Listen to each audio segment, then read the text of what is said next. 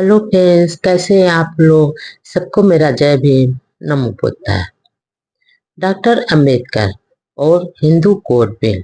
Doctor Ambedkar ji कहते हैं, विधवा को अपने मृत पति की संपत्ति में कोई अधिकार प्राप्त नहीं था। वो दत्तक और गोद लेने के लिए अपने ही बंधुओं में से अथवा अपनी पुत्री के पुत्र को ही गोद लिया जा सकता था।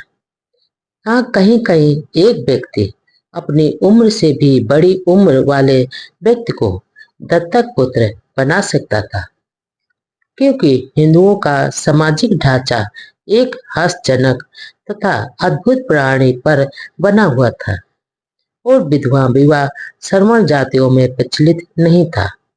यदि कोई विधवा स्त्री शादी कर लेती थी तो उसकी संतान अवैध मानी जाती थी। यहाँ पर संक्षेप में कहा जा सकता है कि हिंदुओं का कोई भी पर्सनल लॉ कानून नहीं था, बल्कि सब कुछ रूढ़ियों और रिवाजों पर ही आधारित था।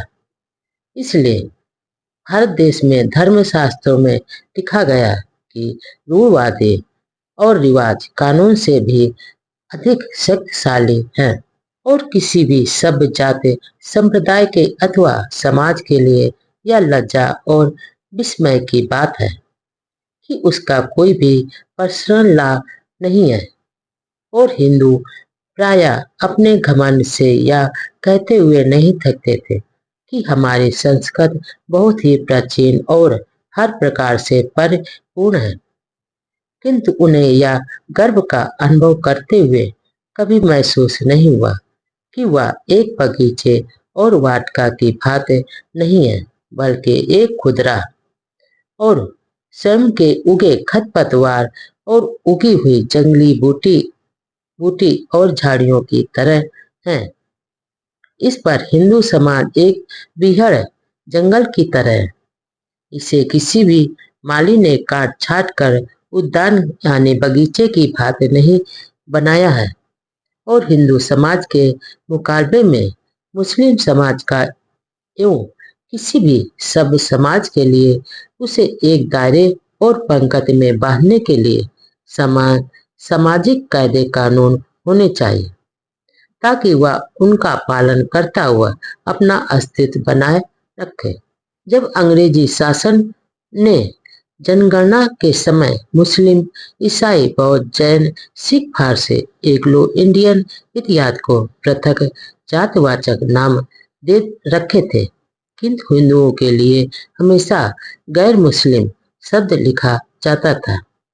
जब अंग्रेज शासक ऐसा इसलिए लिखते थे क्योंकि उन्हें हिंदुओं की न तो कोई एक धार्मिक परिभाषा थी और न ही कोई एक सामाजिक परिभाषा दिखाई पड़ती थी, और उनकी बिरादियों के पृथक पृथक रस्मों रिवाज, जुदा जुदा धार्मिक विश्वास और उनको एक सूत्र में बांधने वाला कोई एक समान पर्सनल लॉ नहीं दिखाई पड़ता था। इसी दुविधा में अंग्रेज शासक इन्हें सदैव ही गैर मुस्लिम शब्द से संबोधित करते थे और हिंदू नेताओं को कभी भी ख्याल नहीं आया कि हम भी अपने लिए कोई एक सामाजिक परिभाषा बनाएं। सच पूछा जाए तो भारत में हिंदू कोई नहीं है। यहाँ तो कोई ब्राह्मण है और कोई क्षत्रिय, कोई वैश्य है और कोई शूद्र है। इन चार वर्णों तक मामला होता तो भी कुछ संतोष हो जाता, किंतु यहाँ तो कोई सारस्वत है, कोई सनाडय, कोई देश स्थ, कोई कराडा, कोई नागर, कोई पुष्करना, कोई सरजू पारो है, कोई बनर्जी है, कोई चट्टोपाध्याय है, कोई गांगुली है तो कोई चक्रवर्ती है, कोई पौराणिक है तो कोई पुरोहित है, कोई चौबे है तो कोई छब्बे है, कोई दुबे है तो कोई पाठक है, कोई द्विवेदी है तो कोई मिश्रा है, कोई भरद्वाज है तो कोई कायस्थ है इत्यादि। ब्राह्मणों में अनेक उपजातियां हैं। इसी प्रकार कोई कटोच है तो कोई इलावत है तो कोई चौहान है तो कोई सूर्यवंशी है।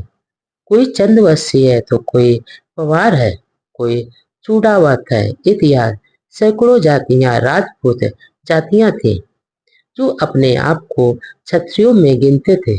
इस प्रकार वैश्यों में कोई अग्रवाल है तो कोई खंडेवाल है, तो कोई मैसूरी है तो कोई बजाज है, कोई डालमिया है तो कोई शीतलवाद है, कोई पारिक है तो कोई कानिया है, कोई बनिया है तो कोई कराड़ है, और कोई अरोड़े है तो कोई खत्री है, तो कोई भाटिया है तो कोई गांधी है, और तो कोई खन्ना है, कोई सेठी है, कोई ओबराय है, आदि हजारों बिरादियां बनिया में है जो अपने आप को वैश्यों में और कभी कभी क्षत्रियों में भी गिनते हैं। इसी प्रकार शूद्रों में भी अनगिनत जातियां। जब कभी इनसे पूछा जाए तो इन्होंने मुस्लिम ईसाइयों की बात कभी नहीं कहा कि हम हिंदू हैं, बल्कि वे सदा अपनी बिरादरी अथवा उपजाति का नाम ही लेते हैं। हिंदू शब्द भी विदेशियों ने इन्हें दिया है। हिंदुओं ने उसे स्वीकार तो कर लिया, किंतु ये लोग हिंदू शब्द का कोई एक परिभाषा भी न बना सके।